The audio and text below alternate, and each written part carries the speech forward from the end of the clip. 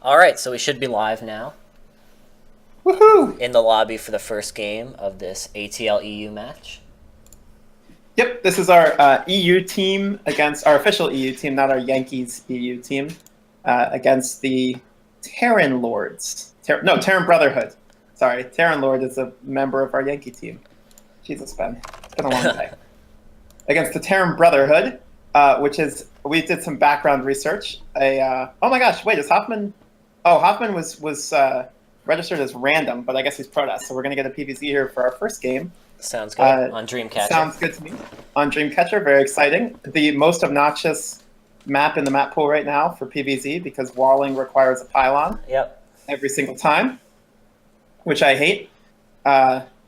This is also a little bit of an underdog matchup, as Hoffman is ranked slightly below PiffPaff, so we can definitely count ourselves as the underdogs and root for ourselves in that way, which is always fun.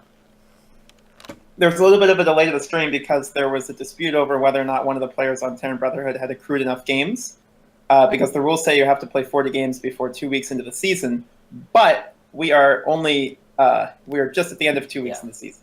They said if it was kind of a funny conversation. They said if it had been tomorrow that he would need 40 games, and then Miguel said rightfully, let's talk to one of the admins, and then their leader said, "I am the admins," which was kind of like a look at me, I'm the captain now moment. And so we're playing, and here we are. Here we are indeed. Once again, as is custom. Yep, as is custom, I will be announcing the PsiX players first, Ben. Yep. As we load into this Darkness Sanctuary of a map. Once again, that is the weirdest glitch. Yeah, how has Blizzard not sorted that out yet? I don't understand it.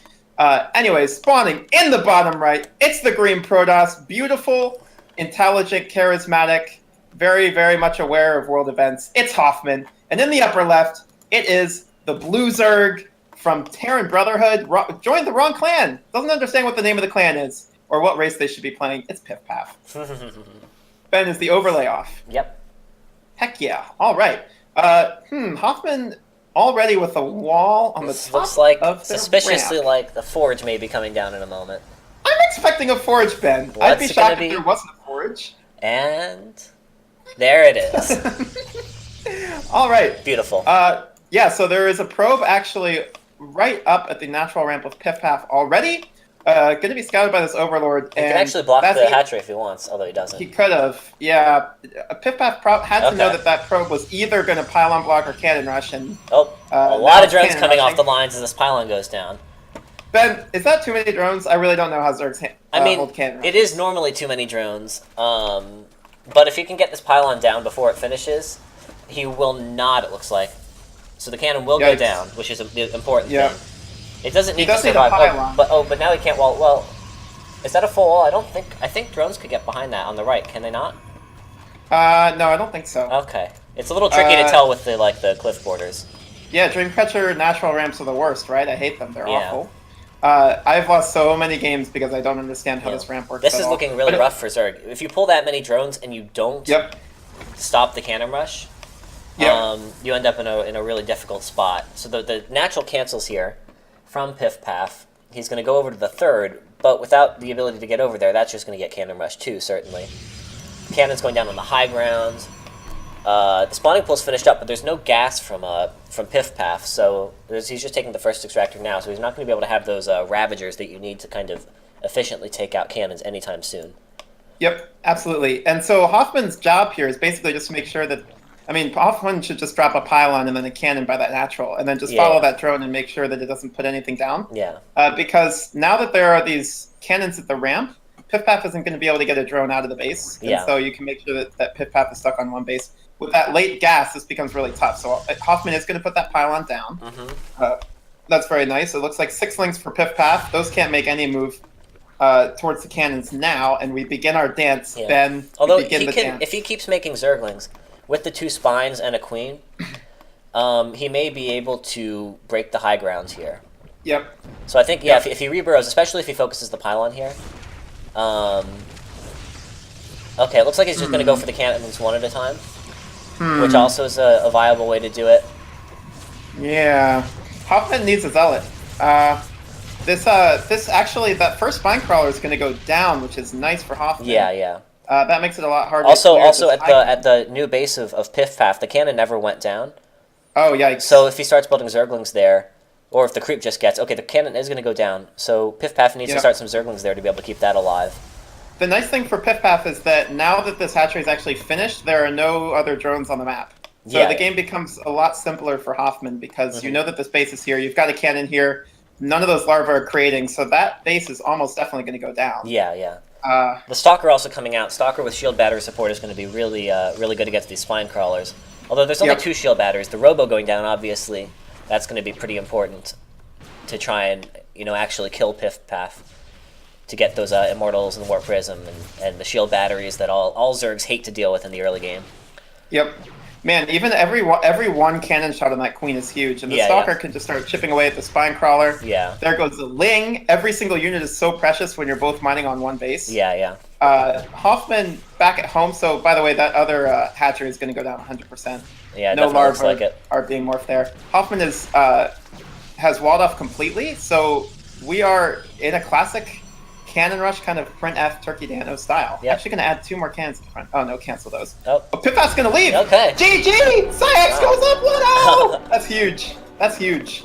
I think he could have played that a lot out for sure, but it is a difficult situation. Yep, and when you're on stream and frustrated because you had a whole plan in mind, and then the other guy just shows up with a cannon like a minute into the game, that is extremely frustrating. Yeah, so I get it. So PsiX takes game number 1 from Terran Brotherhood, but that's okay. That wasn't one of their Terrans, so that was obviously going to be one of the easier games. Not a member of the Brotherhood. Well played by Hoffman to take it home. Let's see. Do we have the next matchup somewhere online? It's on the ATL website, Ben, which I should have kept on my computer, but I didn't. So we're going to leave this as a fun surprise for the viewers and for ourselves as we load into our second game. I think that the rest of the PsiX team is Baxter and Sunlily and one more person. I don't know who. But it's 3 Zergs, and then that's good. I think that Terran Brotherhood has 2 Terrans and a Zerg. So we're going to get some ZVTs and a ZVZ in here, if it goes all 4 games. Gotta love ZVT. Gotta love ZVT. Pretty classic. Yep, and no cannons. No cans. I'll give Hoffman the GG. Ben, say GG or you're being BM in our party chat right now. What? Say GG we'll be fine. or you're being BM. Enough people have... Wait, was Miguel in the game? Yeah, that's it. I guess not. Huh. Oh well. Okay, well, Miguel knows that we should keep moving here. Yep. On to the next one. Ben, predict the score for this matchup. And predict it, before you continue, predict it as if you didn't know what just happened. Okay. I guess even if I didn't know what happened, I would still go with 4-0 to Psionic Aftermath. 4-0, Ben, in a best of 5? Yes. Okay. Yes. I like that. I admire that. Yeah, I think that I have to agree. Actually, I think it would probably even be 5-0. I think that we'd probably go to the 5 match, to the ace match just for fun. Sounds like a good and then idea. we would win. Yep. We would win 5-0. So, by the way, Ben, you should change the overlay because we're not playing TI-22 right now. We're playing Terran Brotherhood. You're right. I did not change that. Okay, let me quickly change that. We stomped those nerds already. We took care of them. With cannons in one hand and cyclones in the other. Okay, that's a very long team name. Let's just do... the TerBHD. Like their clan tag. How much latency is there playing on the EU server from Russia? I have no idea. Oh, good. We're on the very controversial Cerulean Fall map again. Oh, this I'm map. excited about that. I know. Oh, this map. Yeah. I agree. Okay, so it looks like Yuki, probably, against Quarthes, I think. That looks like probably what it's going to be. Yeah, so advanced scouting on Yuki reveals that Yuki does not appear to have played much this season, although it's probably just a battle that glitch. Readied up before being in a player slot. That's good. Oh, I'll confirm that I'm ready too, because I like doing that. It makes me feel like a participant in the game. Maybe they'll put me in the player slot. That'd be fun. Yeah, that would definitely bode well for relationships between our clan and no, TVZ. Okay. Yeah. Someday we're gonna cast a TVZ. To Miguel and Warbuff and anyone and Baxter and everyone who runs these clan wars, please do everything you can to avoid having us play a TVT. Because it is disastrous. By the way, I like Quarthy's Let's Set Sails. Do you think that's a map-specific ready up message because we're on Cerulean Maybe, Fall? but there isn't any water really on this map. Is that lava around there? I don't know. Or is that just like dirt? I feel you could take a boat. Remember what was the Belshire Beach that had like? Then there was the one map that was like actually a beach. 1 second, Ben. 1 second, Ben. We have game to attend to in the upper right. Right? Yes, in the upper right. Jesus. Directions in the upper right. It's the purple Zerg. I've run out of superlatives. It's Quarthy's. Quarthy's? Someone tell us how to pronounce that. I think it's Quarthus. And in the upper left, it's the evil Red Terran playing from Russia. It is Yuki.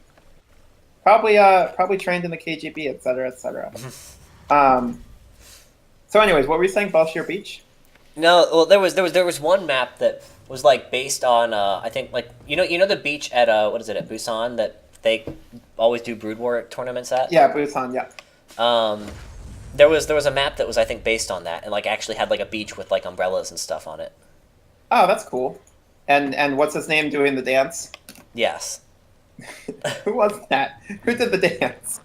I forget. Absolutely useless. We see a 17 hatch and a barracks gas, so no proxies, nothing too exciting coming out quite yet here. Yep. So freaking lame, guys. Come on. If you're on stream, please cheese. What's the point? What's the point? Yeah, it looks like we're getting a pretty standard gas and a pool, and then SUV scouts, just to confirm, hey, look, everything's going great. He radios back home. He says everything's going great. Got to make sure it's not that one base Ravager coming in. Yes. That I enjoy so much. Yes. And by the way, if anyone happens to run into Sisyp on the ladder and you're a Terran, expect the one base Ravager. If you're a Protoss, expect the 14-14-14. If you're a Zerg, I can't help you. I don't know what he does in that matchup. By the way, the Terran Brotherhood's like portrait thing that they have next to their command centers and hatcheries appears to be a ghost, which is curious to me as a ghost would not be allowed in a Brotherhood. Thoughts? For me, it looks like Nova. Nova is a ghost, right? Oh. And also the same diff. Nova would not be allowed in the Brotherhood. Right? Yeah, I don't know. This Overlord coming to scout. Maybe they aren't letting their name make them too exclusive as they're allowing Zergs and Nova into the Terran Brotherhood. Let's see if there's going to be a reactor coming down here. This Reaper is just sitting there in the natural for some reason. He's get on his high horse and head on over. I mean, you normally do that to stop like Zerglings coming in, but when you SCV scout and see a hatch first, there's no real need. Oh, you didn't remind me about the overlay. Oh man, how dare I not do that? Oh, I'm so bad at that. I'll start doing that from now on. It can be my fault. I accept full responsibility for every game from now on. Okay, sounds good. Good.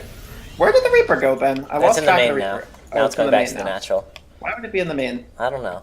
It's patrolling the front, I guess. So what is Yuki? So Yuki, hasn't seen anything since the very beginning. Good for him. Quarthus is not doing anything out of the ordinary, just getting that link speed and droning up. But playing with the Reaper this far back, you lose out on a lot of valuable vision. Meanwhile, he's getting the starport in the tech lab, so we may be seeing Banshees, or we could just be seeing something else. Often the Terran players nowadays put, the starport on the tech lab and then just build like a medevac or a liberator or something. Yep, and they'll research Cloak just as a bamboozle. Yep.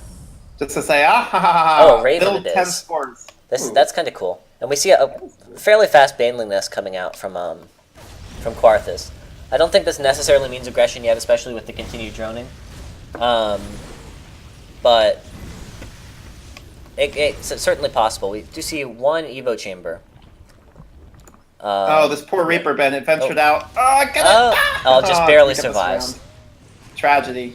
So I guess it's going to be the Hellion Raven opening, which I think is kind of cool. It's really good at denying creep, obviously. Because the Hellions get map control, and then the Raven just gives you the detection for the creep. Yep. And so that can definitely be good. Keep the Zerg's creep back. It makes it a lot easier in the later game. because you can push forward without just being on creep and getting immediately killed by a million banelings. Yep. By the way, so Yuki or Quarthus seems to have scouted it, and has scouted the tech lab and nothing researching. Yeah, and I think he actually did see the Raven pop out too. Yeah, and the Raven's making its way across the third. Yeah, so there's going to be Lings there to deal with the auto turret, as long as he doesn't run banelings into it. Yep, looks like it's just actually the queens are there, so it looks like maybe Quarthus the Raven. Okay, there it goes. The Ravens should drop down that auto turret. You want to pull those drones away though, so that you don't lose too many of them. Okay, looks like no drones end up going down. Ah no! Oh, unless one drone. Oh, okay. That's all good. Not the end of the world. Yeah, not huge damage, but it actually looks like Yuki's going to start moving out with 8 Hellions. So Quarthus has banelings on the left and banelings and lings on the right. Yep. Seems pretty prepared for this, but this is also the kind of thing that can just swoop in and do infinity damage. He scans the creep because his Raven is like trapped behind mineral lines. That's a little, little funny. Well, he has a second Raven too, which is actually going around the right side. Oh, so I guess he just really wants to focus on that auto turret harass with those Ravens. Yeah, must be. Oh my gosh, please don't. Okay. Okay. Yeah. I mean, I want Quarthus to win, but for the love of God, don't just let 4 banelings hit all of your aliens. Okay, auto turret going down in the main. 1 drone kill. Looks like that'll be 1 drone kill. But I believe, he does not actually get vision of the Spire with this. So the Spire is pretty close to that, but he did not see that, which is pretty big. As he, it looks like he built a Banshee. So there's no Banshee. Oh my God, Ben! Did you have the camera on the baneling hits on those Hellions? No, I didn't, unfortunately. Oh! Quarthus just had like 6 banelings parked on the top of that ramp on the left side of the third, and Yuki just basically moved command straight into... Oh no. NA observing. And it was Fear Dragon observing over here. And it was just an absolute tragedy, and we all thoughts and prayers to the that's gonna hurt a lot. So Quarthus has spent all his gas on a million banelings and now doesn't have any gas for mutas. As another auto turret comes down in the third and takes out, looks like 2 drones. And let's just check. Did he end up? Okay, so Yuki did not ever get vision of the Spire. But of course, without having very much gas, you can see that Quarthus is mining from only 4 geysers right now, and one of them's only got 2 drones on it. Yep. So he just doesn't really have the gas to make a bunch of mutas to surprise Yuki with. Banshee coming into the third now is going to snipe some banelings, so that's pretty nice. Banelings can be pretty pricey for how easy they are to kill. Yeah, Yuki has been incredibly annoying with the Wrath so far. Yeah. Actually, yeah, you can see that there's all kinds of larva banked, and Quarthus is I think a little bit flustered by this. Yeah. It's just constant. There's auto turrets, and this is something you actually have to constantly spend APM on. And oh my god, that Spore Crawler is getting low. Yeah. That'd be funny if the Spore Crawler... okay, it should be just hiding somewhere, I would say. It's hiding behind the natural, basically. 4 more coming out, so 5 mutas is enough to do some damage. The issue that Quarthus is going to start running into is that Terran has just basically got a bigger army, and it's a big, bio Widowmine army. Mm-hmm. He's actually Yuki's getting Drilling Claws, so this looks like Yuki wants to build up to a pretty scary bio Widowmine push, and if Quarthus doesn't... Oh, okay, so he sees the auto turret in the natural, sees the mutas. Looks like the mutas are probably going to clear out the Ravens, although maybe not. Or maybe they're going to the other Raven. There's a red health Raven back behind the third that should die. Okay, so the mutas are going to get this Raven by the main. But these Ravens, I would say, have more than paid for themselves already. And we see some turrets going down for Yuki, and yeah, Quarthus is going to have to really focus on macroing to get that army big enough to deal with this incoming push. Yeah, this is really tough. Quarthus probably needs a 4th pretty soon, because Yuki oversaturated his or her natural for like 2 or 3 minutes there and had actually 25 SCVs there, which isn't super efficient, but it means that once you land this third, you instantly have full saturation. Yeah. So Quarthus is actually only up 2 workers and is on 2 mutas, 3 mutas, 4 mutas go down to Widow Mines. Oh, yikes. 5 mutas go down to Widow Mines. Okay, that's pretty painful. So he lost 5 mutas for no damage. That's going to put him in a really rough spot. Those Widow Mines putting in major work. There's a hive on the way, so that could potentially turn into Broodlords or Ultras or Vipers, a lot of things. But here's the push coming out. Marines, Widow Mines, a few Hellbats even. And, okay, that Raven is going to go down finally, but the push is coming. Yeah. Quarthus knows, but the army is just so huge for Yuki. Yeah, there are a lot of Banelings morphing, but there's no Baneling speed. And that's gonna be really difficult because Baneling speed is so important against these Stim Marines and the Widow Mines. Yeah, even on creep it's tough. 58, 58 Lings in production. This is the kind of fight that you could win if they take a bad fight on creep without the Widow Mines. Yeah. That 4th is going to be canceled. Oh, that's so many Banelings. Oh! Okay. Wow, actually? Yeah. Alright, Quarthus even saves the 4th somehow. Yeah. That Banshee might be able to do some damage on it, but so a good clear there. 4th. Without Baneling speed, Where's, so that was a pretty where's the convincing 81 army supply? Oh, Quarthus just detonated all of his Banelings. Oh. Manually for nothing. That's pretty painful. That's gonna hurt a lot. Rough. Where is Yuki's army? Oh, there's a lot of Yuki's army. He's got and he didn't bring any of his Widow Mines, which would have made a massive difference against those Banelings rolling in. Yeah, for sure. But now the follow up with all these Drilling Claw Widow Mines as Quarthus is droning, this is going to be this is again. I mean, that's what I said last time, but again, it's going to be a difficult hold for Yuki. It is nice that Yuki Karthus. Karthus is a League of Legends champ. Karthus does have Baneling speed this time. Where's the army? You need. Oh man, there's not nearly as many Banelings. So many Widow Mines. That 4th is going to go down. This is an absurd number of Widow Mines. Okay, this fight. Yeah, those Widow Mines did a lot. Yeah. There are some Widow Mines in the back. Karthus is actually going to clean this up somehow. All those Widow Mines are going to go down also. The problem is the 4th is gone. Yeah, and you look at the army supply. Yuki's army supply is still holding strong, and Quarthus is almost out of army supply. What are the upgrades? There's a drop in the main. There is a drop in the main, yeah. It's doing a decent damage. Now, Quarthus is tucking to an Ultra Cavern, but this game is looking pretty rough for Quarthus. Loses the Macro Hatch in the main also. This drop in the main is going completely uncontested. Like, Quarthus is going to lose that spawning pool. Yeah, that hurts a lot when he's going Ling Bane. Yeah. There's a Widow Mine in the 3rd, which is just going to die to Queens, apparently. Yeah, thank goodness. Whew. The drop moves down to is going to recancel the 4th, and no cancel there. And now a drop by the 3rd is going to doing damage there, so Yuki's just kind of pulling Quarthus apart, because Quarthus just doesn't have enough army supply to deal with all these threats at once. Yeah, this is looking like Yuki is going to tie this back up for the Terran Brotherhood.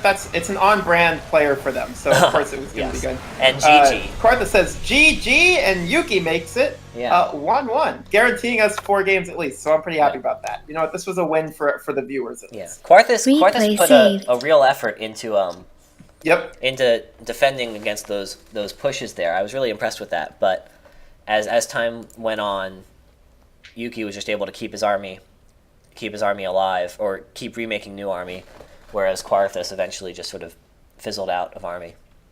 Yeah, and I think also the harass at the beginning of the game was really tough to deal with. Yeah, for sure. And so the Ravens ended up doing quite a bit. So it put Quarthus behind. Looks like we're going to go into map number 3. Oh, man. All right. Yes, map number 3, which is either going to be Baxter or Sunlily, I think. Yes, right, Ben? Am I right about that? If you're right about who's on the roster, then that would make sense. I don't know. I haven't seen the roster or anything, so I don't know. That's fair. Yeah. So just glancing at the league positions for our players and theirs, I think we have 4 diamonds and they have a diamond and 3 masters. So I think they've played their 3 masters and they have a diamond and a masters left, and we have 2 diamonds. We already had a diamond take a game off a masters. Yeah, though, so with that great little cannon rush in the first game. Which was awesome. And all you gotta do is get to game 5, and then So if PsiX can take one of the next 2, then we're in a good spot. Are you in a lobby? No. Oh, okay. I thought the O was because you were in the lobby. Yeah. So I'm excited to get into game number 3. This will put somebody on. Sunlily. Looks like Sunlily versus VLK. Sunlily's a beast, man. I played Sunlily in some customs a few weeks ago and lost like 8 times. It was absolutely brutal. So let's see what matchup this is going to be here. Sunlily, of course, a Zerg player, but VLK. I assume you don't know VLK's race off the top of your head. No, I think VLK is probably Terran. Let's see. Am I right? Yes! Oh, there you Amazing. Go. Okay. VLK is a Diamond 1 Terran. So this should be a pretty good TVZ match then. Yeah, absolutely. Sunlily is very unorthodox. Mm-hmm. Sunlily, against Protoss at least, loves to go for like a redonkulously early burrow, and then and then burrowlings where you plan to expand. And it's very frustrating because as Protoss, you don't want to invest in detection for that kind of thing that early, and then you just have to. It's the worst thing ever. But it'll be interesting. It'll be interesting to see what Sun Lily brings out in this game, which is going to be on Parasite. Oh, this map. Ben, how do you feel? How do you feel about pulling out Parasite so it's 2 words? I assume it's like some play on words because it's like a site or something. I don't know. Yes, but para, I don't like it. Yeah. And here's why. Why is that? Para is not. It's not like an adjective. It's not its own word. It isn't. Maybe if you named it parasites, so it's like a pair of sites. Oh, that would be a good pun. That would be good. But just parasite does not work. Oh, I'll confirm that I'm ready. Makes me very excited. I'm excited for this. Good Me old, too. Good old ZBT. I think Sun Lily has a great chance. Yeah, and for sure. If we can take this game, then we'll be on match point going into game number 4. All we have to do is not drop the next 2, and then we'd be there. All right, we are all ready. Looks good. Start this queue. See what we get on the loading screen. Yep. And just a heads up, Sun Lily is a she for the cast, so that we don't get that wrong. It's a habit that I try to get rid of every time I cast, of just referring to somebody I don't know as a he. But it's like a weird default thing that everybody does. Yeah. Pretty lame. Anyways, we're going to be on Parasite. I don't like the tile set for this map either, Ben. I have a lot of problems with this map. Mostly the tile set and the name. It's all aesthetic. Doesn't it look like trash in the main base? Does it? I think it does.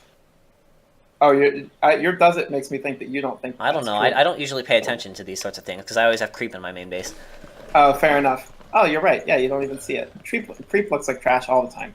All right, in the upper left, it is the crafty, strong, wonderful, talented, exceptionally good at yo-yo Sun Lily in the upper left, and in the bottom right, it is the blue Terran playing for Terran Brotherhood. Jesus, man. Jesus.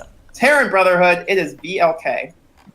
Doesn't look like any shenanigans from Sun Lily, although Sun Lily did do the extractor trick to get this 15 hatch down. Yep. So this is going to be a hatch before Overlord, which often is indicative of early aggression, but doesn't have to be necessarily. This is, I think, extractor trick. Yeah, there was used to be so back when the 12 worker start came out in the Legacy beta, there was some time for which Zergs really didn't know what they were supposed to be doing. Back on the 6 worker start, the standard was to go for a 15 hatch, but obviously that doesn't work out so naturally with the 12 worker start.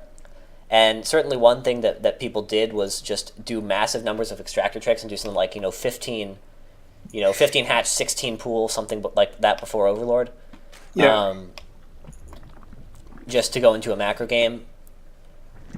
And of course, eventually it settled on 17 hatch being the standard. But with the gas not being super early, I think probably this is just going to be a different way of getting into a macro game with a bit of an earlier everything at the expense of some economy. But we'll have to see. Yeah, just be a little bit safer.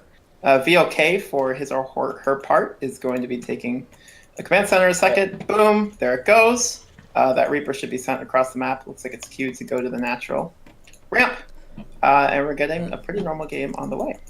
Yeah, I guess you do have to be a little careful against this fast pool, because the Lings could get out and get on the map and walk around, sort of like you do with the pool first. So VLK may want to keep the Reaper at home, but looks like I'll just send it across the map. And get that factory and the reactor behind it. No Marine this time, but interestingly, let's see, the Overlord is kind of far away, but okay, I guess Sun Lily sent her first Overlord to check for proxies at the 3rd, so that's why it's a little further away than it normally is, but that's okay, you don't need it to scout yet. Hey, this is cool. Sun Lily made sure that the Lings actually went around where the so that's would be, so gonna get a cancel on this command, or a delay for sure, kill this SCV, which is sick. Until something pops out of this barracks, but actually probably VLK wants to swap the factory on the barracks, which means it's going to take even longer to get this thing out. I love this. This is my favorite thing in StarCraft. A massive delay here, which is so worth it for these 4 Zerglings. And because there wasn't even a Marine, that makes it really, if there was a Marine, you could just pull some SCVs and deal with it. But without the Marine, you have to wait for these Hellions, and the Reaper actually comes back. How much scouting did So VLK didn't really get any scouting, and it doesn't look like. No. And meanwhile, Sunlily dropping a lair, in contrast to the fast second factory and armory from VLK. So both players going for a bit of an unconventional style here. Yeah. But if Sunlily is going for 2-base Roach, that should be good against the double factory, mass Hellion Cyclone that we're most likely to see coming out from VLK. Yeah, especially because VLK is playing absolutely blind. It's funny, that Reaper coming back... Oh, the overlay. Mind you, this is my fault. This is all my fault, Ben. Fix the overlay. Oh yeah. I'm so bad at the overlay. I was glancing at my iPad, which is playing the stream, and not noticing the overlay, which is the worst thing ever. Me too, Ben. I'm also so bad at the overlay. Well. Oh well. People get to see the beautiful overlay, and it is a nice overlay. Yeah. I like this is our second time casting, so a little bit of a learning curve. Ben, years from now, when it's like our 80th time casting, or our third, who knows, you're going to say, oh, this is our X time casting as we forget the overlays. I made it clear that it was my fault from here on out, so I'll take the blame. Anyways, VLK, the point that I was going to make like 2 minutes ago before the overlay, before Miguel was kind enough to message me about the overlay, is that the Reaper coming back didn't actually help all that much because the Hellions were going to pop. Yeah. And it makes sure that VLK has no idea what's happening. Sunlily still hasn't taken a third. And it's getting +1 range and roach speed. Yep. And VLK doesn't know. VLK does not know. Yeah, this could be potentially really scary with this these roaches. If the Hellion Cyclone moves across the map, I think there's a very good chance that Sunlily will be able to just crush it. And you can see VLK sitting on only 29 workers right now, is building a few more. But that's not a particularly healthy economy. So VLK does know now, sees the timing on the third, which is just starting now, and sees that there's still no Ling speed. So should have a pretty good idea that this is going to be the Roach play coming out. Obviously seeing the researching stuff on the wall. Okay, so Roach speed and +1's about to finish. And I think Sunlily's probably going to move out with a bunch of Roaches here. VLK's moving out too. They're just going to meet in the middle. Huh.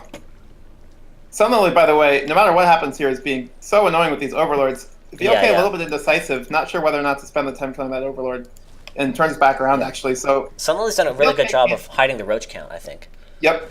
Sunlily has done a really good job of playing this game out so far. Yeah, I mean, even if VLK kills this third, VLK's not going to be able to take a third forever. And actually, VLK is the Hellbats aren't okay. The Hellbats aren't there, but Sunlily will give the Hellbats some time to arrive.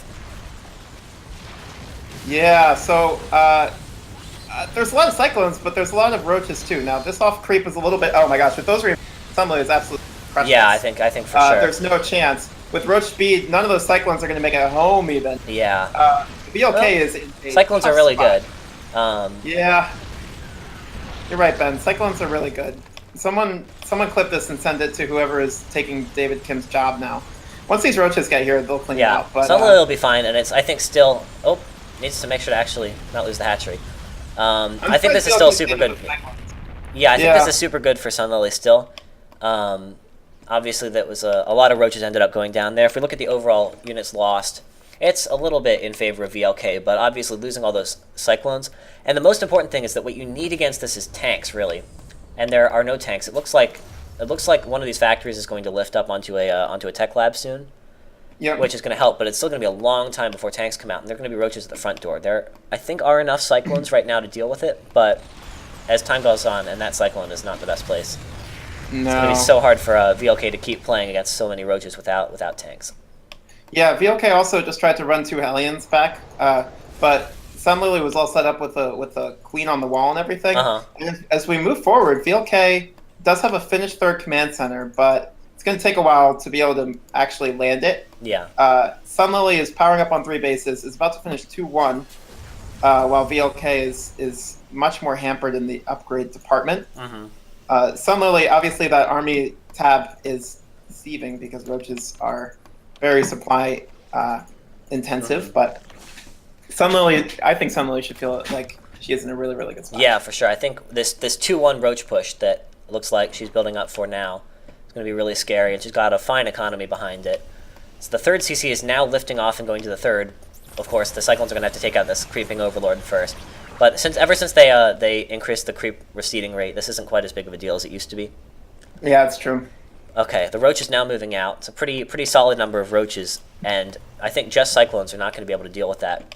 The first tank, I think there aren't any tanks out. Yeah, the first tank is in production right now in the main, but I don't know. I think without tanks, Sun Lily is going to have a good chance at potentially just crushing the third here, or the natural. We'll have to see where these roaches end up going.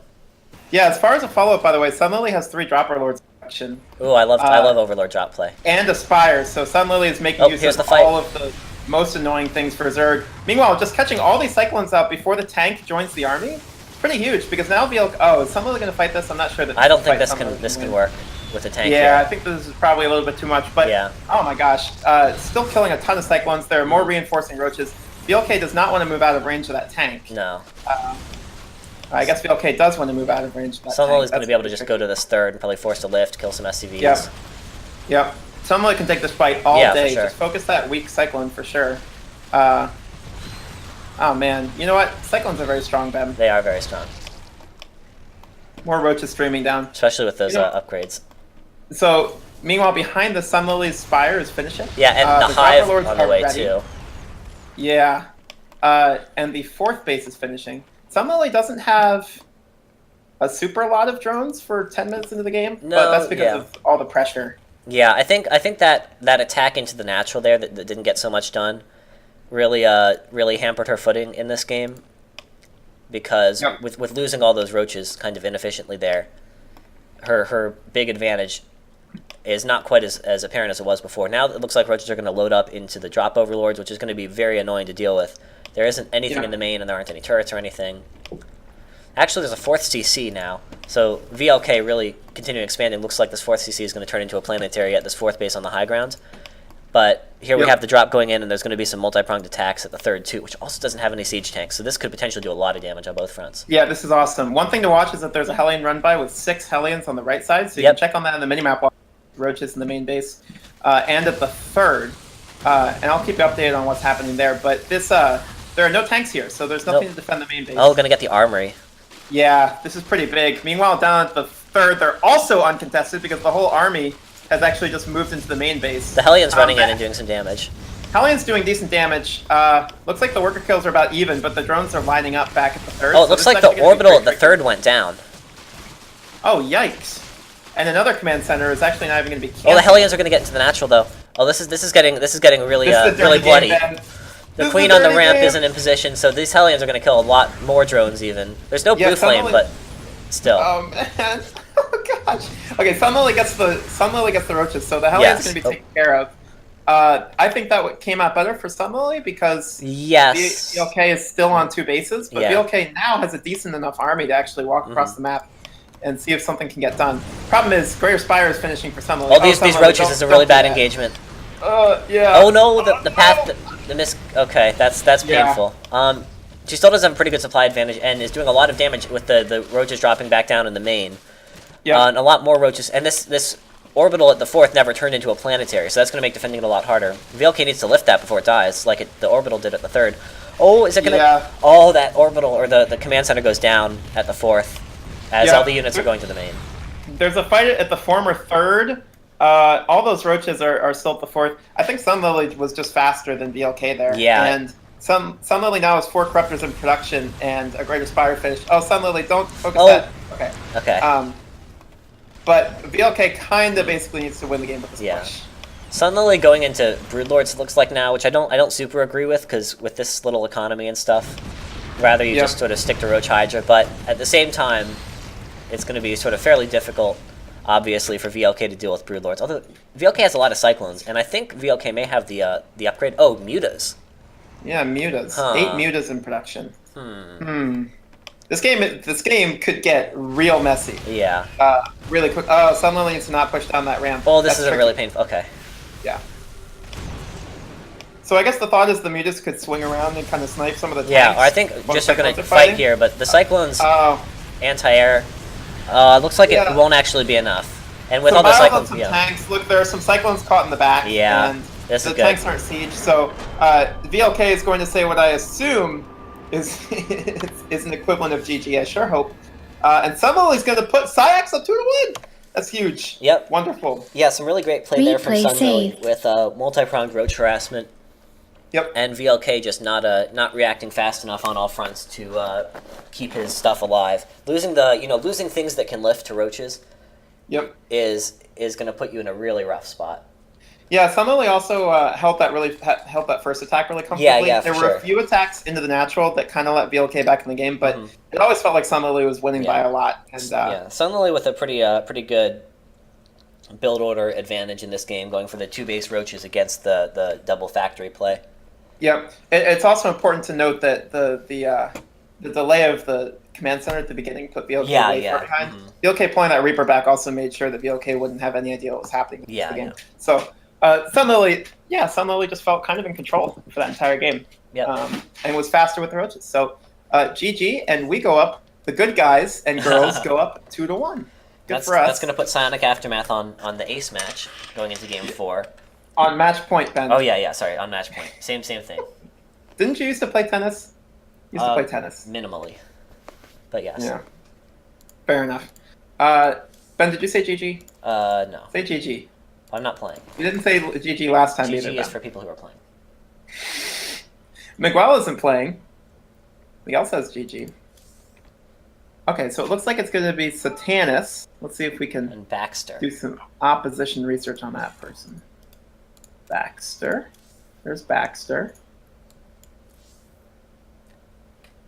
So it'll be another glorious Zerg coming out from Psionic Aftermath.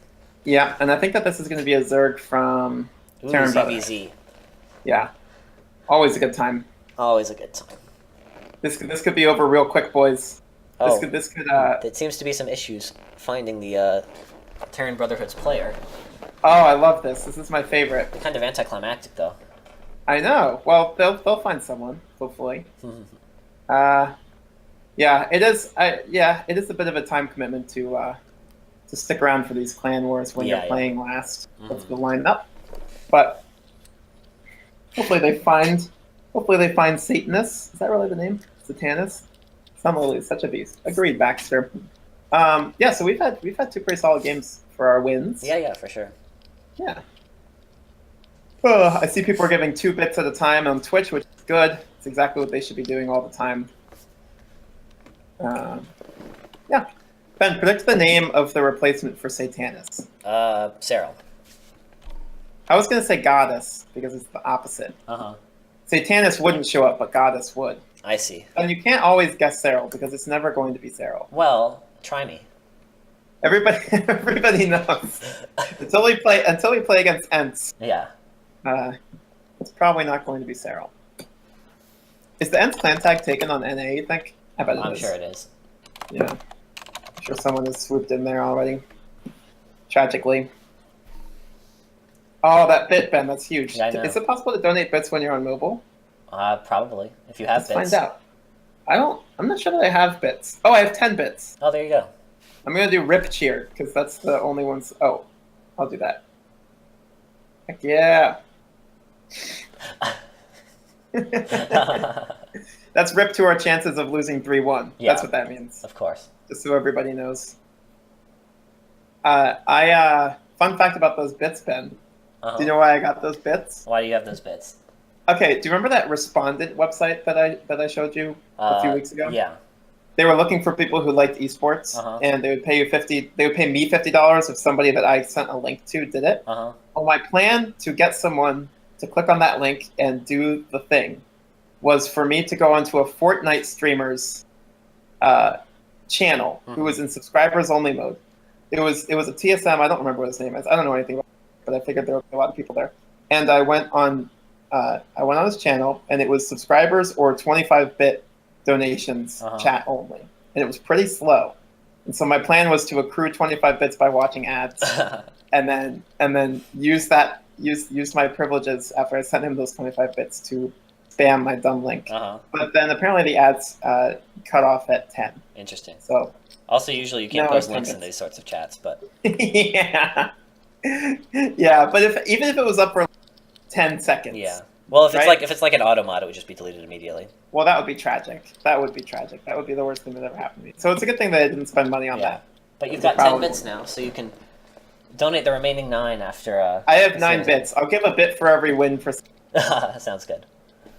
Yeah, a while ago there was some promotion because normally it's 1 bit costs 1 cent or something. No, 1 bit was worth 1 cent but cost more than a cent.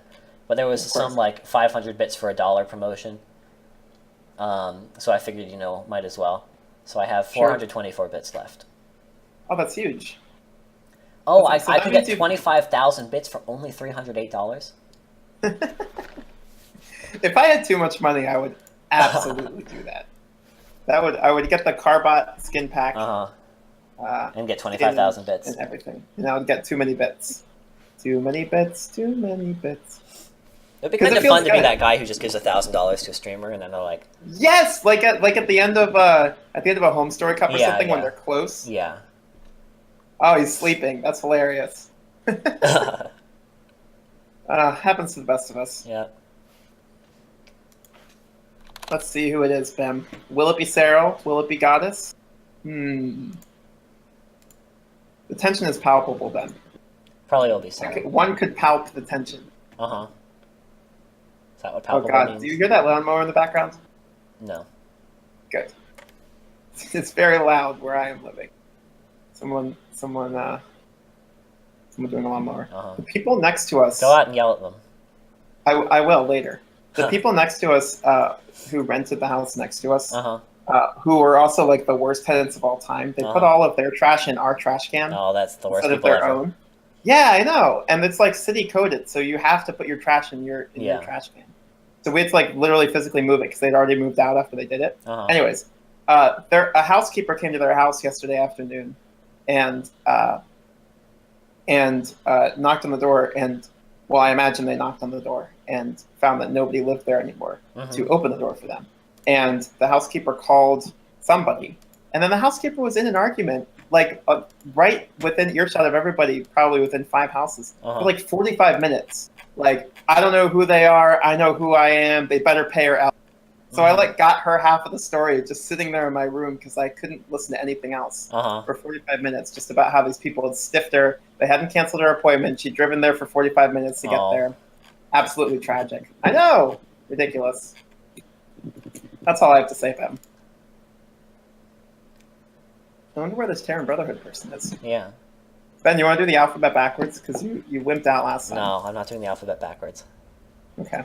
But they found a replacement, Modek. Oh, I thought it would be Cyril. Modek is actually backwards. It's a CDOM. Oh, yeah. Backwards. Oh, Molodek. Oh, never mind. It's Keto Lam backwards. Yeah. That makes more sense.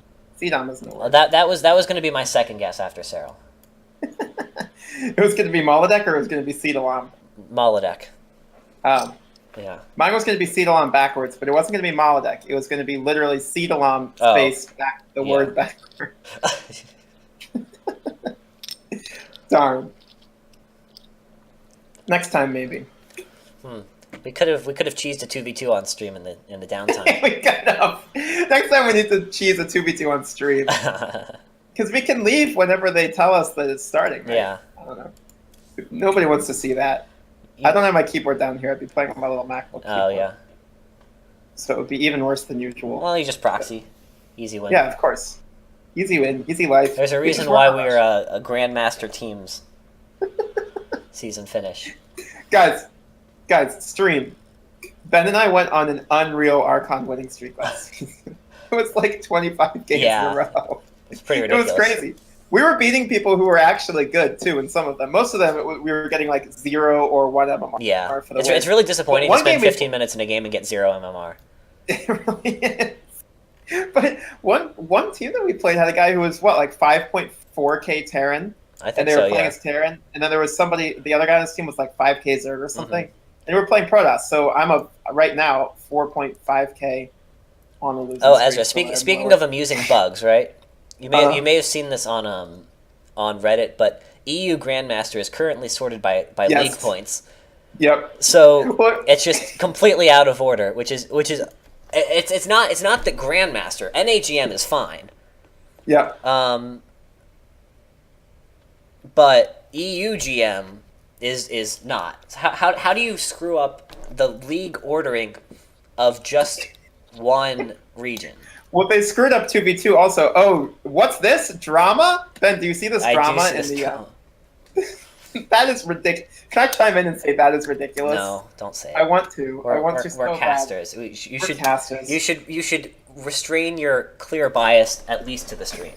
Yeah, that's fair. I'm literally half a beer in, and I'm ready to fight this guy over this. I think it's silly. All right, Sedalam is here. Yeah. I was about to say that it's crazy that 5.7K gets you top 16 GM, but then on EU, but then of course I realized that all the 6+ K players are just in random places because they don't have as many league points. Yep, Rotterdam's stream was hilarious yesterday because right now he's 16th in EU, and like every 4 minutes he'd be like, "Guys, I'm tired of telling you." This is not even an attempt at a Rotterdam impression, by the way. Guys, I am tired of telling you it's bugged. I'm not this good. I'm out of shape. I'm barely even GM right now. He'd say it like after every single game. That and that he was tired and he had a skin condition. He was tired of chat telling him that he looked tired. All right, looks like we're okay. By the way, it looks like we've ignored Tommy Guns. Oh, okay, Miguel sees it. Ben, do you have any hot takes about the situation? I will just stay out of it. Fair enough. It looks like we're just going to play. I hope so. The lobby has been started. Hoffman did pick a race. That is true. That is true. Ben, all right, I won't have any hot takes about this, but I will say this. I will say the following for the stream, which is that if you go on Terran Brotherhood's website, you have to accept cookies twice. There's 2 separate buttons at the top that make you accept cookies. And that makes me a little suspicious. And that's all I have to say about that. I'll leave it at that. Man, all right, so Sedalam here is waiting to play against... Sedalam, who is a Terran, is waiting to play against Baxter, who's a Zerg. So it looks like we're going to have our 3rd straight ZVT. 4670 on Terran, so Molodek's Molodek is a pretty decent Terran, it looks like. Yeah. Oh, Zeno's asking if we can get 0 MMR. Oh boy, yes you can. Yes you can, but you do have to get at least 1 point. So if you go back in our Archon history, you can see a lot of +2 on our Nutso win streak. It might be too far back now. It might not even be left in our match history. I don't know. There were a lot of... We had like 10 straight +2s because we'd be playing people who were just starting. Yeah. It was like a guy in Gold League who's trying to show his friend who's never played the game. Oh, yeah, I remember that. And there was once when we had like a 45-minute long queue. Yeah. That was nuts. Yeah. And we ended up playing like a snail playing at the same time as a piece of dust. We beat them too and got no MMR. It's always funny because like as the queue time takes longer, you know that it's broadening its MMR brackets more and more. Yeah. And we were at the top of Archon MMR, which is like 4.2K. Yeah. It's not as high as it goes. It's so hard to get MMR in Archon because so many of your games, you just don't get any MMR. Yes. And then if you just randomly lose one game, then you lose like 100 MMR. Yep. It was freaking ridiculous. No, Chevy, we don't mean that we had 0 MMR. We gained 0 MMR for a win. But yeah, it's silly. Like we lost a game this season and lost like what 250 MMRs. It was silly. Yeah. Anyways, but yeah, as the queue gets longer and longer, you know that you're playing worse and worse people because it can really only go down. Yeah. So looks like we're still delayed trying to resolve this. I mean, they're checking whether or not. Looks like they've established that he did pick Hoffman picked a race, which he did. Yeah. I can confirm, but I guess we already know that. So didn't realize that was like an issue, but I guess. Yeah, me neither. I don't know. Yeah, I wonder what happens there. Do we replay the game? I have no idea. Would it be so... Are subs not allowed? Miguel now seems to be negotiating the sub in exchange for the game happen. This is drama, Ben. I love this. Yeah. This is going to get on the Pylon show in a few days. This is fun. People are going to start tweeting about it. Yeah, everybody go hashtag let Hoffman win hashtag let Hoffman win so that it counts and it's official. Should I chime in and say I agree with Miguel? Maybe I can leave the clan and then say I agree with Miguel so I look impartial.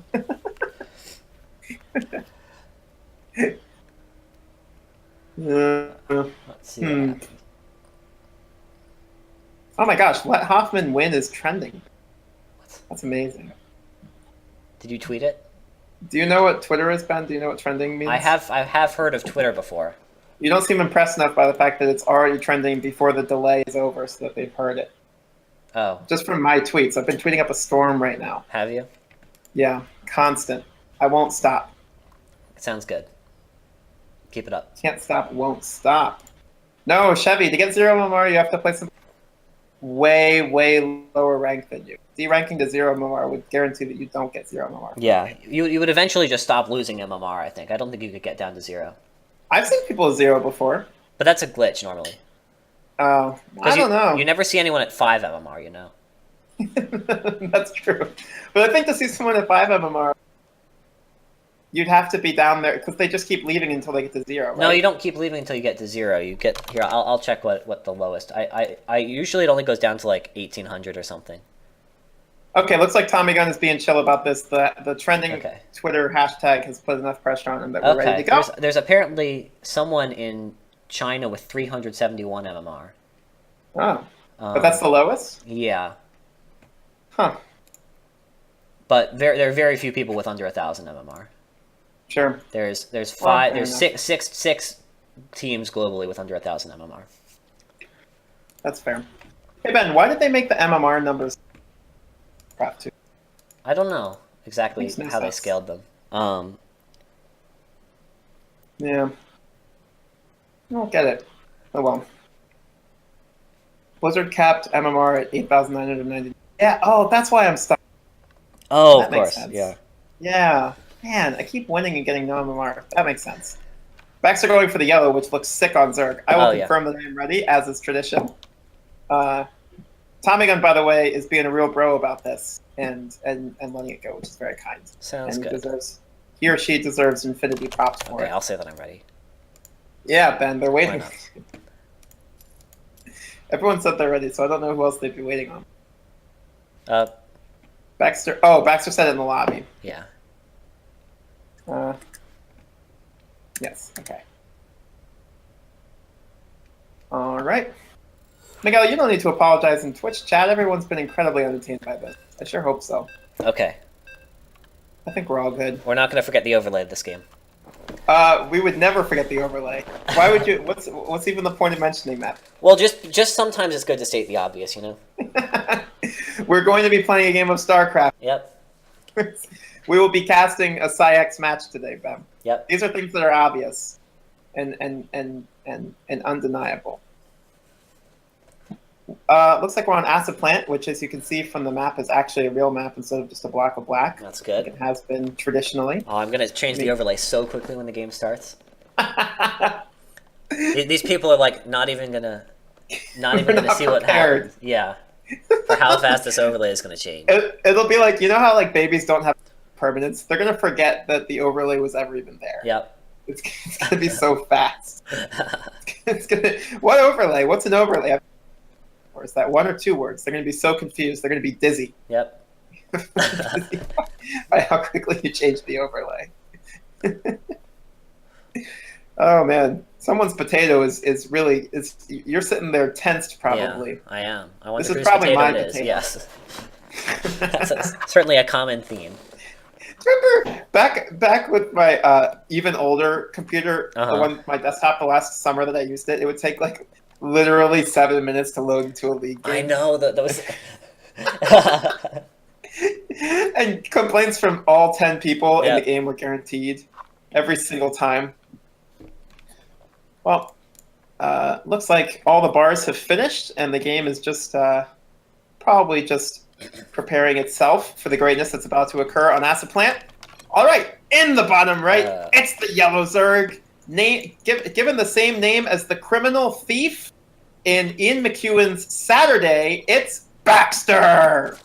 And in the top left, it is the Red Terran. His name is probably Settlon backwards. His name is Malodek. Her name, their name, Malodek's name is Malodek. All right. Looks like pretty normal stuff here. Oh, no I'm glad that we're proxies. finally off and running. I know. Come on, people. What are you doing? I like that Malodek says hi at the beginning. I might start saying hi and then a new message that says good luck, have fun. It seems more intimate to me. Ben, did you get rid of the overlay? Yes. Okay. It's coming up on stream now, so I'll see exactly. Oh, no, it's not, because the loading screen takes more than a full minute. Yep. Specs are going for 16 gas, or 17 gas, 16 hatch. Gonna grab that pool. Wait. What? That's sort of an odd order to build things in. Yeah. I was dangling it out there because I know it's different, but I don't know how so because I don't play Zerg at all. Yeah. I guess you can do that. I don't know. People don't normally do that. This, I guess, will get you... If you put guys on gas immediately, it'll get you a fast speed, but he's rallying. I don't really know. It's not super consequential, but it's possible that this is going to lead into some early aggression from Baxter, but we don't know that yet. Yep, and Settleom, meanwhile, is building that command center on the little square there that they give you for the natural. I appreciate that square, Ben. Wouldn't it be funny if they just put the square in the wrong place? And you just have that, like, Artosis voice, that Tastosis voice pack that's like, StarCraft is a hard game, huh? Yep. As you cancel your 80th time on this one map. Yep. Baxter needs to be a little bit careful with that Overlord. It'll probably be fine. Yeah, it should be fine. Reaper moving across the map. We're going to see that battle for the creep tumor coming up here, which is always very thrilling. 2 queens coming out, some Zerglings, and there's Link Speed. Still 3 on gas right now. If Baxter doesn't pull out soon, then I think there's going to be a very good chance of some sort of early aggression coming through. This is a good map to do it on because there's no Reaper Cliff into the main. So if you're careful with your Ling positioning, it's not too difficult to deny the scout in the main. Yep, absolutely. It looks like the Reaper's going to come in, going to say, hey, everything here seems normal, and then run back home. Meanwhile, Baxter getting that second gas at the natural. That's interesting. Yeah. What would the benefit of that be? That was originally just to a drone was getting shot by the Reaper, but it looks like that may be allowed to finish. I think probably that's a mistake. I see. And the third hatch coming down now. Oh, did the first... Okay, it looks like also the first Overlord went into scout and died. So there's a pretty bad supply block here. And actually, Overlord speed is what Baxter is spending some gas on. I hope this is for drop Lord aggression. But... It's a little harder now that you need a layer for that. Yeah. Well, we'll see, I guess. We'll see. We'll see. Baxter getting that third base up. Well, that looks like the 1-1-1 is the build du jour today. They get those 2 Hellions. Running them up to the natural, probably wait for 6 or 8. Run them across the map and see how much he or she can do with it. Yeah, it doesn't look like doesn't look like the Overlord speed is going to be for anything other than protecting Overlords, I guess. Yeah, well, it lets you get some really good scouting information. True. Which is always nice. Okay. Creating a tech lab there. So, Hellion Liberator is the opening, and maybe a transition into Bio with tanks or something. I'll have to see what this tech lab ends up being used for. The Speedy Overlord now is going to fly into the base of Malodek, and Baxter will be able to get a full scout on everything that's going on. Yep. You know, but they say that StarCraft is not a game of information, but you can also just get Overlord speed and make it a game of perfect information. Yep. Or you can just play Terran and scan. Heyo! Or I love my favorite complaint about StarCraft is that Zerg gets free vision with Overlords. That's my favorite. Like someone who's been playing the game for 3 weeks. Yeah. And decides to take to BattleNet. Like, I've decided to just main Zerg because they get free vision. It's too easy for them. Yeah, and there's an armory coming down now, so it looks like all these Hellions, of which there are many, currently 8 of them, are going to turn into Hellbats, and there's a Liberator flying, probably is going to siege up into the main. There isn't a Spore. There actually isn't a Queen in the main either. Where are all the Queens at? The Queens are all in front of the natural, it looks like. So defending these Liberators is going to be difficult without Spores or Queens of Position. So this is looking like it potentially could be tricky here. Oh gosh, the Hellbats Baxter's too. This units is really tricky. Not really in the position that they would ideally be in. Yeah, so the Baneling Nest did just finish, but the Lings are all in the main. Oh gosh. Okay, you have to be really, really, really each this. Oh man, those lanes are just gonna get absolutely barbecued. Yeah. Choose your culinary term, whichever one you prefer. But this is looking pretty rough for Baxter already. The Hellbats are walking in. Yep. The Reaper is killing drones. 11 have already gone down. Yeah, the Liberator took out some drones in the main. Even more going down in the natural. It looks like Settle on Backwards is actually just going to take this with a really strong Hellbat timing. Yeah, yeah. These are tricky to hold off if you don't have like a bunch of queens or banelings already out or roaches or something, for sure. Yep. Yeah, absolutely. Yeah, and Settle on hit about, I don't know, maybe 40 seconds before the +1 finish. Yeah, yeah. Which also made it tricky, so... Yeah. These banelings will clean up the Hellbats, but, you know, if you just look at the worker count, 17 drones to 49 SCVs. Yeah. Is just going to be basically impossible to play out. You can see Molodek going into mech now, getting a Raven, and just more units, and probably is going to just be able to win this out in the macro game with this massive supply and worker advantage. Baxter is, you know, staying in it. Always good to see players try their hardest to win, especially in these tournament settings. But obviously we can not easily understate the magnitude of this deficit here. Yeah, the Liberator is coming in. It's getting more kills to the third. Oh. It's up to 15 now, so it's tough because you do need those queens out to defend the Hellbats. Part of the point of the push is that then the Liberator goes unchecked in the main. It looks like it's going to shuttle over the natural, but there aren't even any drones here to kill. Oh, the drone's coming back now. Okay. Okay. Baxter's on top of that one, which is good. Yeah, this is a really tough spot to play in. Settlum is very oversaturated at the natural. That he is. Does he have a third command center? Yeah, he does have one. Yeah. But he hasn't flown it around yet. Yeah. So that'll sort itself out in a second. There's a landed Viking walking to the third, but there aren't any workers here. Oh, drone's about to pop. Viking gonna get it? Nope, the Viking just kind of runs away. He's gonna start working on the Spore Crawler. Pretty oversaturated in the main as well. Okay. Oh, he is, yeah. That actually really hurts when you have so few workers. Yeah. Okay, he's gonna transfer them now to the natural, it looks like. That's good. So another Hellion Cyclone push is coming in here, and there's 6 army supply from Baxter, which I believe is like queens or something. Oh no, there's some a few lings, but this is not looking like a feasible hold here. No, this is going to be pretty tricky. The banelings are just morphing now. Yeah. Doesn't have baneling speed. GG. Baxter's just going to tap out, say GG. We're going to an ace match. Amazing. Very exciting. Well played by Baxter. Settlam / Molodek. Just did a really sharp timing and managed to win the game with the Hellbat push and the Liberator.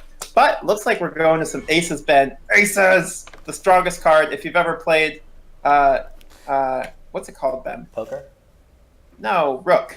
Oh, Rook. Okay. It's like the trump card, you know? I mean, there's many card games in which aces are the best cards. Yeah, but actually there isn't even an ace in Rook. Okay, so you should have gone with me then. Yeah. The ace in the hole. It's like that song, the Ace of Spades. Yep. But it could also be for the other 3 suits as well. So everybody can pick their ace. I wonder who we would pick. I'm gonna guess. Well, I won't guess. I won't guess, Ben. Guessing only leads to bad things. I'm gonna guess they're gonna pick you, Ben. Okay. They're gonna send you out there. Oh, I'll totally play. Yeah. That'd be fun. Yeah, I think that would, after the Hoffman dispute, probably not go over super well with people.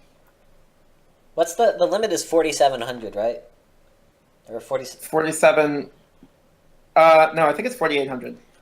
So if I play random, right? I might be able to play 40 games without or Protoss, Ben. Well, no, but the issue is if I play Protoss, then I'm playing Protoss. But if I play random, then I have a 1 in 3 chance of getting Zerg. That's true. And just auto winning. I wonder if there's anything in the rules about that you can't play random specific, because it would be a little silly if there's a 1 in 3 chance that you're just your crazy good race. Yeah. You know? I don't know. You can just make your random builds of choice for Protoss and Terran be unbelievably cheesy. Yeah, yeah. And then just play actual Zerg games for real. Mm-hmm. Or just keep here's the actual here's the actual move. You ready? Uh-huh. You choose random. You play random out and ladder. I think you'd probably be below 4,800. Because your Terran is worse than your Protoss, right? And your Protoss is about 4,800, but your Zerg my is way Protoss better. isn't actually 4,800. I just got lucky in some placement games. Okay, fair enough. So you choose random, and you, whatever you get, if it's not Zerg, you just disconnect. And you say, oh, shoot. Oh, they could resume from replay now. Yeah. Dang it. Ben, this is how you win a 2011 clan war. You play random, you disconnect from the game. You say, oh, the internet was bad. And you just keep doing that until you get Zerg. Yep. And then you auto-win for us. And we can all celebrate. We can lift you up on our shoulders. Like their leader has disconnected from the party. It's going to make it somewhat difficult for them to choose their ace player. Yes. Well, maybe that makes it easier for him to play. It's like, you know how there's that story about Caesar, that the old legend that he used to just have a tent by himself and he would sit in there for like 10 hours a day and just strategize. Oh my God, no, don't apologize. This is awesome. This feeds my narcissism. I can talk about whatever I want now. I do. Yeah. Yeah, this is all good. Plus, I enjoyed the drama, and it was very good. You know, good for Terran Brotherhood for letting it stand, because technically they were right, but also it's kind of an annoying way to hold things up, so they decided not to hold things up. So I think they handled that about as well as possible, which is nice. Smart of Miguel also to point out that they were using it up. Yeah.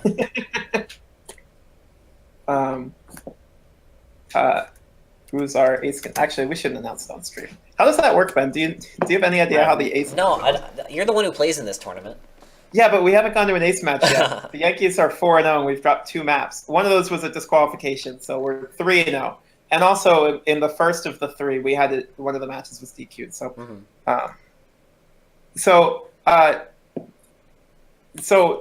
one thing that I think is worth mentioning, which I just thought of absolutely by myself. I'm sure you did. I'm sure you did. And I closed my chat as if stream would see my chat. But everybody should go. Everybody who's from the U.S., France, which is American for French, Australia, or South Africa, to go vote for the song which will represent their country in the PsiX contest. I submitted one, Ben. Did you? It's by Snail Mail, which is a Baltimore band. I'm from Baltimore. I'm going to keep leaking autobiographical details about myself until somebody who has poured over the VODs can tell exactly who I am. There aren't that many Ezras in Baltimore, and there definitely aren't a lot of Ezras who have liked Snail Mail on Facebook from Baltimore. Anyways. That's probably enough to identify you. That probably is. I don't think I've actually liked them on Facebook, though. So that's a false flag. That'll send people in the wrong direction. But now they can just look for the Ezras in Baltimore who haven't liked them on Facebook. Yeah. That's brilliant. So the last announcement has the link for the votes. I submitted. Ben, did you submit a song? I did not. Ben doesn't like American music. He only listens to European orchestras. Is that true? Something like that. Ben is also, he really likes Germany, so he's really into Rammstein. Yep. Do you know about Rammstein, of course, Ben? Ezra. Have I made that joke before? I don't think so, but... Rammstein is an ultra-heavy metal band, for those who don't. They're awful. Barely listenable. It's technically music, but like functionally not music. It's basically just noise. Man, when one of their songs wins the song contest, you're going to be really really regretting it. Do we have any German players? Probably, right? In the clan? We have Europeans. I think so. Germany's a big part of Europe. Yeah. Their leader disconnected. I wonder how long until we can say we should ask the admin. Oh, wait. Oh. That's beautiful. Where's the list of things to vote on? Ben, it is in the announcements on Discord. Oh, good point. Yes. Oh, but you can't vote for the thing that you submitted. Yeah. So, but you can. That means, Ben, you can vote for anything. That's a good point. You have submitted nothing. I, however, cannot vote for the best song on the American list, as I have in fact submitted it. Oh, so there's a lot of songs here. Yeah, it's a really cool thing. I think it's a great idea. I'm a huge fan of it. It seems really cool, and I'm like, good. Is there a playlist on there, or is it just a list of songs? I might make a playlist and share it. I might make a playlist and share it, just because I think it'd be cool to like listen to it while I ladder and stuff. I've heard of basically none of these songs. Ooh, what are the ones for America? I haven't actually read it yet. Let me check. Where's my phone? There's my phone. Have you heard of Thinning by Snail Mail? No. Oh, okay. Well, that's okay. You're allowed to not have heard of my song. Am I allowed to tell people to? Am I allowed to tell people to vote for my song? Probably not. That's probably against the rules. I won't do that. But everyone should go vote. Are you there, Ben? Yeah. Okay, cool. I pulled up Discord on my phone, so I'm going to be gone for 1 second. I'll be right back. Okay. Remember that the stream can still hear you. Okay. All right. Oh, man. Good thing I left to go put myself back on this thing because I saw that I'm on low battery. So I'll be right back with a charger. Ben, entertain everyone, please. Okay. I'll be right back. Yeah, I don't know. I could go... Here's what we'll do to entertain people.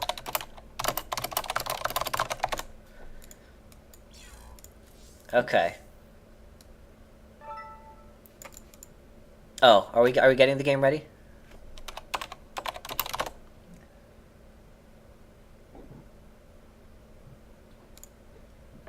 Okay, I was gonna treat everybody watching the stream to an exclusive stream of me cheesing European people on ladder, but it looks like the game has actually been sorted out, so you'll have to miss out on that. Sorry, everyone. Whew. You back? Yes, apparently TBA is German. I wonder if TBA likes Rammstein. Probably not. I don't know why anybody would like Rammstein. What about gosh, their mothers? There maybe. All right. I was gonna cheese people on ladder, but then it looks like they may have sorted out who's gonna play. Oh, are you sure? Could you go? I'll tell you if they're. No, it looks like. Oh, drop made a playlist. Oh, sick. Oh, where is it posted? I will tell everyone. Drop made a playlist on YouTube. That's awesome. This is cool. Oh, I like that. Okay, it looks like we have created the game. So I believe it's going to be Sun Lily for PsiX and Alter Yuki for Terran Brotherhood. Interesting. Okay, guys, if you search PsiX Best Songs Ever, it's on Google Docs, PsiX Playlist World Vision Contest. That's probably been shared somewhere.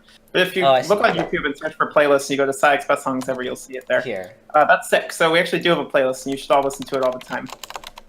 And pay special attention to... Can I post links? Okay. Apparently not. That's funny. Yeah, it's a super... Oh, the playlist is right there. It's the second link on the announcement. That makes sense. That's super sick. I think it's a really cool idea. It's good community building. This way, when we're winning ATL matches, we'll know a little bit more about the people who are winning ATL matches. Where do I come from? Oh, this is cool. It doesn't let you just cheat for the other countries. Oh, this is sick. Huh, wow. Okay, I've heard of Matas Yahoo, Leonard Skinner, and Tool. And none of the other bands. Well, I will listen and consider later. Oh, good. Drop just posted the link somehow. Yep. He used some kind of Twitch magic. It's called being a moderator. Yeah, he used his moderator Twitch magic. So he can do that, which is very cool. Oh, by the way, check in for the Oh, never mind. That was on Friday, Ben. Yep. Ignore me. I saw a tag on that channel, and I just kind of blindly read it before I actually thought about what I was reading. Mm-hmm. Hey, guys, do we have any mods and admins? Do we have any other cool things going on that we'd like to shout out while we wait for Sun Lily and Yuki?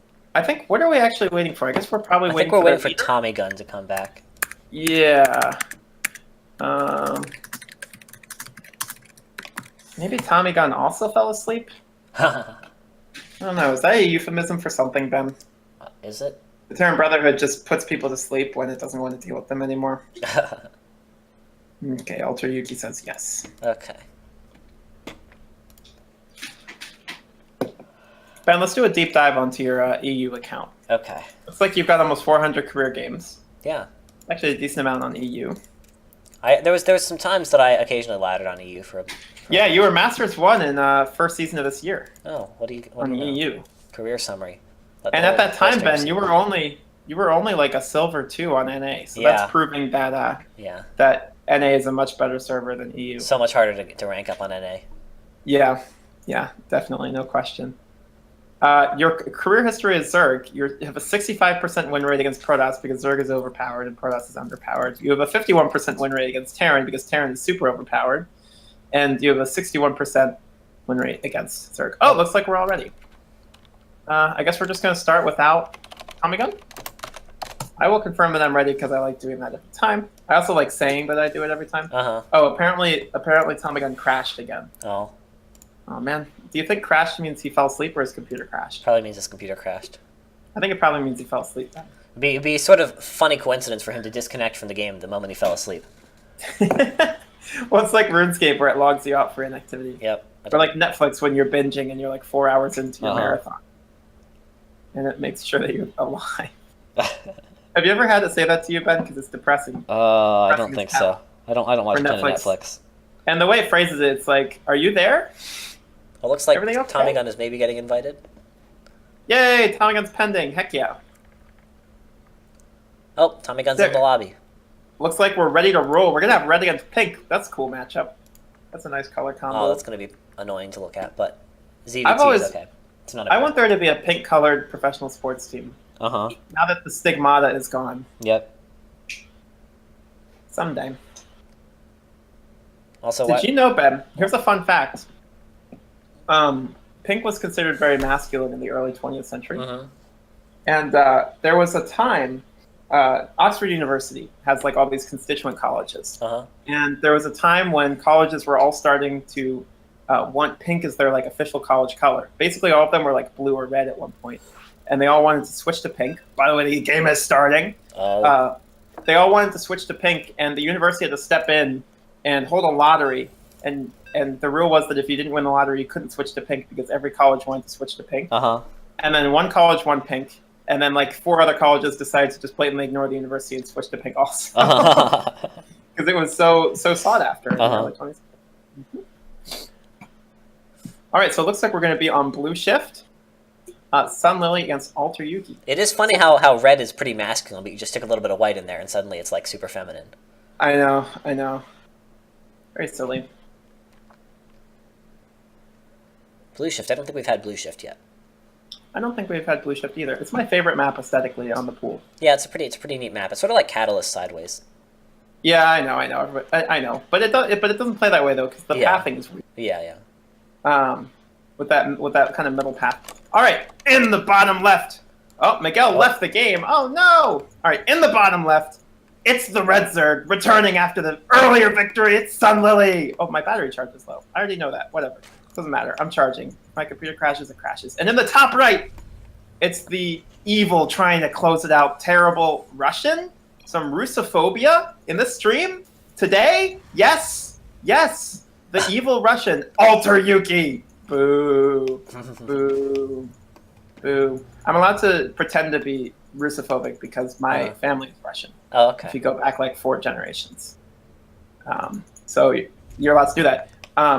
This game looks like it's starting pretty normally. Yep. So I'm going to give a fun fact about my family, which is that on her deathbed, my great-great-grandmother claimed to be the long-lost daughter of Tsar Nicholas II. And she said that her family had been banished to Latvia because he had her in an affair. And we haven't proven that. In fact, we've actually disproven it several times over, but the entire family still believes it to be true. Of course. Which would be really cool. It would be very fun. Anyways, looks like we're getting an early SCV scout from Alter Yuki. Just making sure everything is normal. We've got a hatch first. We've got a pool. We'll probably get a gas soon. Yep. We're going to head into a normal game. Normal, Sun Lily doesn't really play normal games, but normal-ish. Yeah, I'm curious to see if Sun Lily is going to go for another 2-base Roach style, which is not at all standard against Terran. You see it fairly often against Zerg. But against Terran, of course, Roaches are just not all that good nowadays against Bio with a Marauder change. Yep. So we'll have to see, because if Yuki knows to look out for that, then and just makes Marauders, then that's going to make Sunlily's game a lot more difficult. This is also a map where Sunlily could do the Ling trick again, because it's pretty easy to dodge the Reaper. Yeah, for sure. The Reaper is move commanded across the map, but it's going to go up top. So the Lings are going to go down the bottom. Will see it for a second. Yeah, so these Lings are going to Sunlily's queuing up moves to the Xel'Naga and then over, so they're going to dodge it, which is sick. Yep. So there is going to be a Marine coming out from Alter Yuki this time. So along with an SCV pull, if Alter Yuki controls it well, the delay on the CC should be manageable. Yep. Sunlily needs to pair those two Lings and make them run in together. Yeah. For maximum. But actually, it looks like the Reaper's going to go home after very briefly scouting. Sense. So this isn't going to do anything at all. Yep. Might get a snipe on the SCV if Sunlily kills the SCV. Yep. Okay. SCV goes down, but another SCV can be pulled. And it looks like only two Lings ended up actually getting sent in, with the other two. One of them is at this watchtower. Yeah. I don't know where's. Okay, the other one is going to the other watchtower, which makes sense. So all in all, 2 Lings for an SCV and a couple seconds delay on the CC is totally fine. Yeah. Not a huge deal. Also one of those things that maybe will throw off Yuki's timing. Yep. Who knows? Looks like Ben Sunlily is getting a lair and a Roach Warren and an Evo Chamber. What do you think, Ben? I think there's a good chance this game going to go? 35 minutes. Fair enough. Better not go too long, because I have class at 6. Oh, no. Class at 6? Yep. You mean in 2.5 hours? Yep. Okay, all right. Just making sure that wasn't a legitimate concern. Yeah, Zeno accusing me of bleeding more personal info. That's true. But you know what? There was actually 2 truths and a lie in that, so I'm not going to reveal which one was a lie. But if you go down the path there, you're actually going to be led astray. Anyways, Yuki's running across the map just with 2 Hellions, so he shouldn't do all that much. Oh, stop this creep turn. That's really nice. Oh, no cancel, too. So that's always annoying. That's painful. And should see the lack of a third, and should go to the natural. Oh, no, okay. He's actually already seen the Roach. Oh, he's going to see everything. Yep. Oh, the Hellion's getting in. No. That's annoying. This Queen's not quite in the right position. Yeah, this is tough. Yeah. Some of the release those Queens over there to stop the Hellions. Oh, this is starting to be painful. Okay, two drones isn't so bad. 3 drones could get up to 4 if he goes, but okay.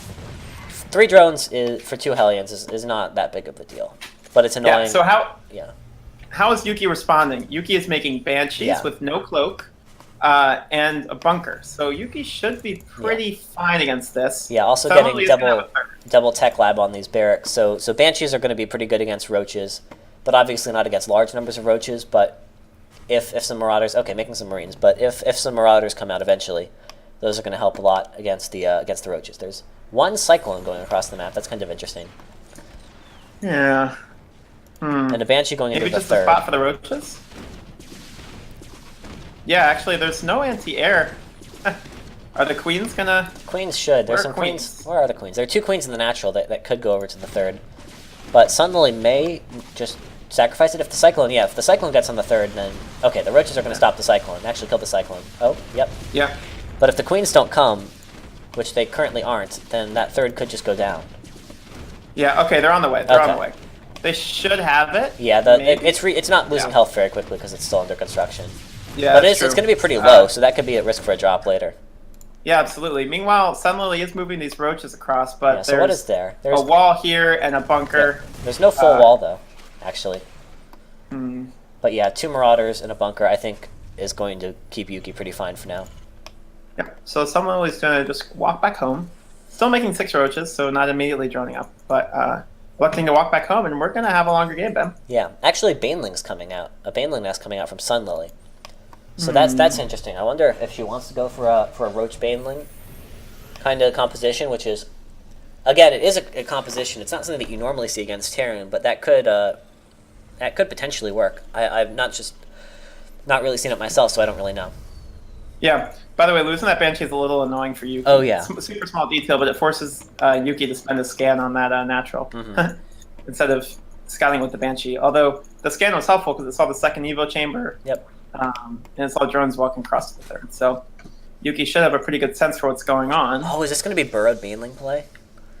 Burrow coming out now? Looks like it is, Ben. That is very exciting. I'm very happy to see that. I hope we get some juicy Baneling hits this game.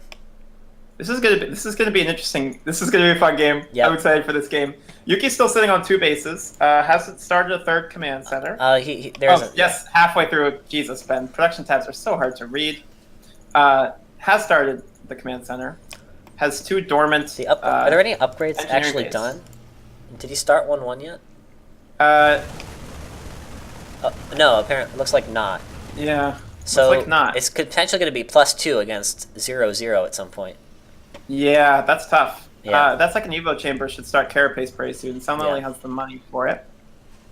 Although without armor upgrades, that's not going to be as good from Zerg because the the Marines and the Marauders both do fairly low damage per shot, so the armor upgrades help a lot.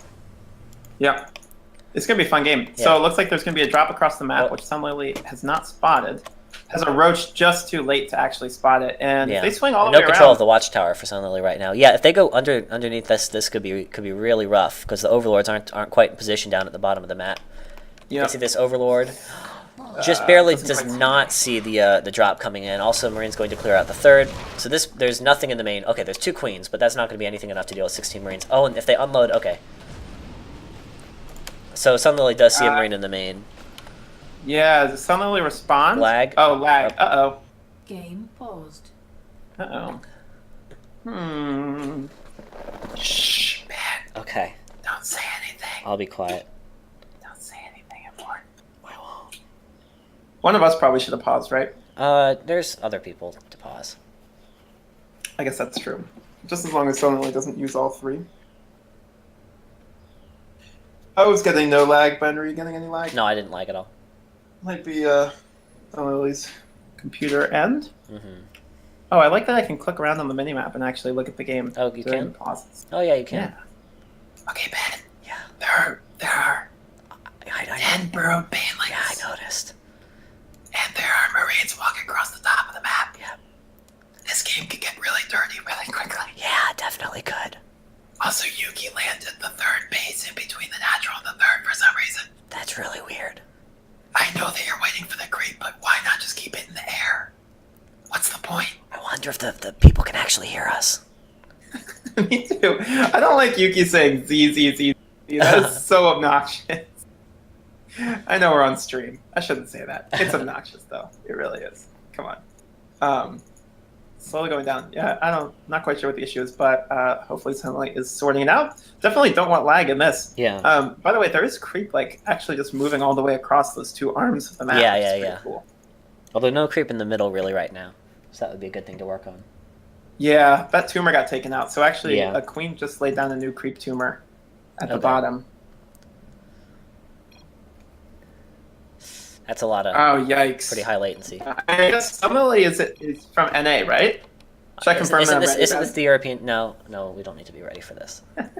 Okay. I think Sunlily's from NA though, because I see Sunlily on NA all the time. Okay, so this drop. Okay, Sunlily is aware of the drop, which is good. Oh man! Oh, the roaches! Use the roaches! Oh, this is really bad. Oh, the lair is gonna go down. The lair is gonna. It may transfuse. Oh, no, that is a really painful mistake to make. Yeah, there are 4 roaches. That I hope that wasn't lag. There are 4 roaches to handle these. Oh my gosh, these Marines are just gonna right-click on this hatchery. They're not gonna get that one. That was an interesting decision by Yuki to throw these Marines away, but whatever. Yeah, it's not that many. Okay, so we're. Looks like a Queen went down on the bottom side too. That CC has made it over to the 3rd base of Yuki. Some mules going down. But yeah, so Sunlily has a pretty big army supply, although it's not actually that much bigger. And there are some siege tanks out. And having lost that base, now being down 2 bases as Zerg to 3 bases as Terran is. Yuki's gonna have to lift though because Yuki is incredibly out of position. Or Yuki's just gonna fight. I think Sunlily actually can take this, Ben. Yeah. Oh no, with bringing that drop back. Okay, but at least the tanks are gone. Yeah, that was pretty rough. I wonder if it. Oh, and that is the move command issue that plagues this map. It's so easy if you're at this position to just right click back to your base, and then the units are going to try and go through the middle. Yep. Oh come on, drop on the Banelings. If those Banelings had been there, that fight would look completely different. I think that would have. Although there isn't Baneling speed, I don't think. Oh, true. But yeah, I think it definitely would have helped. help to have the Banelings there. But as is, Yuki's now up a pretty good amount of supply, so Sunlily definitely at a deficit here and is going to need to figure out something to do to try and come back in this game. Yeah, looks like the Banelings are going to walk across. And fourth base is killed. Yeah. So there are 4 Banelings rolling into the 3rd. Could 2 of them make it? 2 hero Banelings! Ah, come on, conch shells! Oh, no. Okay. Doesn't look like No, it. probably Okay. not. No, I don't think a single SCV went down to those Banelings, unfortunately. No, this is starting to look more and more rough for Sunlily. There's a drop in the main, there's a drop at the 3rd. There's a 4th CC going down for Yuki. Yeah, there's not enough army to handle all of this. Looks like that's going to be GG. Tap out, and Yuki takes the series for Terran Brotherhood. Well, that was well played by our team, but it looks like we couldn't actually. Close series, though. Super close series. Thrilling series. I enjoyed it. I hope the viewers enjoyed it. Thank you, everyone, for watching. Good games to everybody who played. Those people being Hoffman, Sunlily, Baxter, and Quarthus. Karthus, I think. And thank you, everybody, for watching. Have a good day.